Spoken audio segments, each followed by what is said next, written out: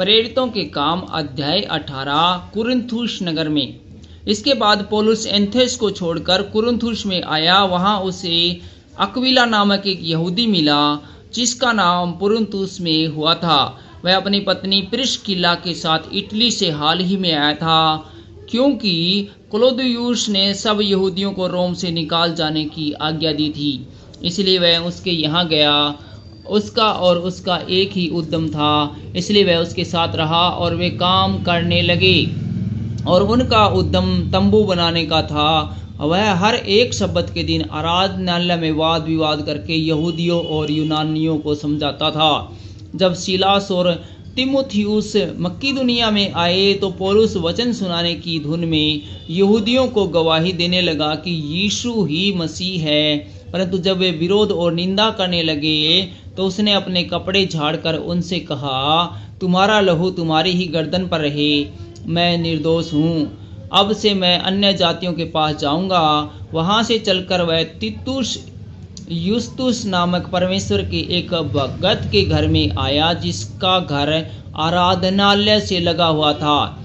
तब आराधनालय के सरदार क्रिस्पुस ने अपने सारे घराने समेत प्रभु पर विश्वास किया और बहुत से कुरिन्थवासी सुनकर विश्वास लाए और बपतिस्मा लिया। प्रभु ने एक रात दर्शन के द्वारा पौलुस से कहा, मत डर वरन कहे जा और चुप मत रह, क्योंकि मैं तेरे साथ हूँ और कोई तुझ पर चढ़ाई करके तेरी हानि न करेगा, क्योंकि इस नगर में मेरे बहुत से लोग हैं। इसलिए वह उनमें परमेश्वर का वचन सिखाते हुए 1.5 वर्ष तक रहा। जब गल्लियो अखाया देश का हाकिम था तो यहूदी लोग एका करके पौलुस पर चढ़ आए और उसे न्याय आसन के सामने लाकर कहने लगे, यह लोगों को समझाता है कि परमेश्वर की उपासना ऐसी रीति से करे जो व्यवस्था के विपरीत है।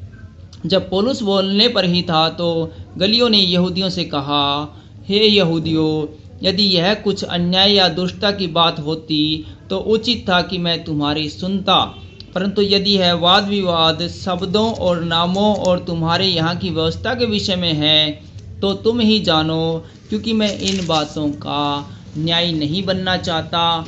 और उसने उन्हें न्याय आसन के सामने से निकलवा दिया। तब सब लोगों ने आराधनालय के सरदार सोस्थिनेस को पकड़ के न्याय आसन के सामने मारा, परंतु गल्लियो ने इन बातों की कुछ भी चिंता न की। अकांतिया को लौटना। पौलुस बहुत दिन तक वहां रहा, फिर भाइयों से विदा होकर किंखियास में इसलिए सिर मुंडवाया क्योंकि उसने मन्नत मानी थी, और जहाज पर सीरिया को चल दिया और उसके साथ प्रिस्किल्ला और अक्विला थे। उसने इफुसिस पहुंचकर उनको वहां छोड़ा और आप आराधनालय में जाकर यहूदियों से विवाद करने लगा। जब उन्होंने उसे विनती की, हमारे साथ और कुछ दिन रहे, तो उसने स्वीकार न किया, परंतु यह कहकर उनसे विदा हुआ, यदि परमेश्वर ने चाहा तो मैं तुम्हारे पास फिर आऊँगा। तब वह इफुयुस से जहाज खोलकर चल दिया और कैसरिया में उतरकर यरूशलेम को गया और कलीसिया को नमस्कार करके अंतकिया में आया। पौलुस की तृतीय प्रचार यात्रा।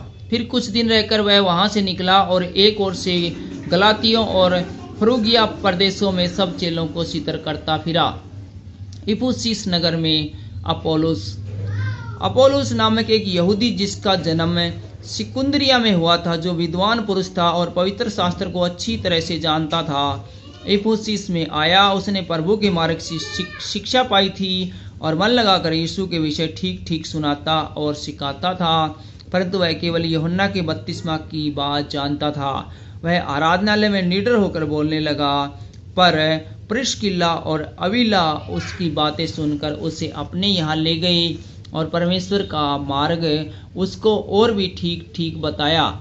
तब उसने निश्चय किया कि पार उतरकर अखिया को जाए, तो भाइयों ने उसे डांडस देकर चेलों को लिखा कि वे उसे अच्छी तरह मिले, और उसने वहां पहुंचकर उन लोगों की बड़ी सहायता की जिन्होंने अनुग्रह के कारण विश्वास किया था, क्योंकि वह पवित्र शास्त्र से प्रमाण दे देकर यीशु ही मसीह है ऐसी प्रबलता से यहूदियों के सबके सामने निरुत्तर करता रहा।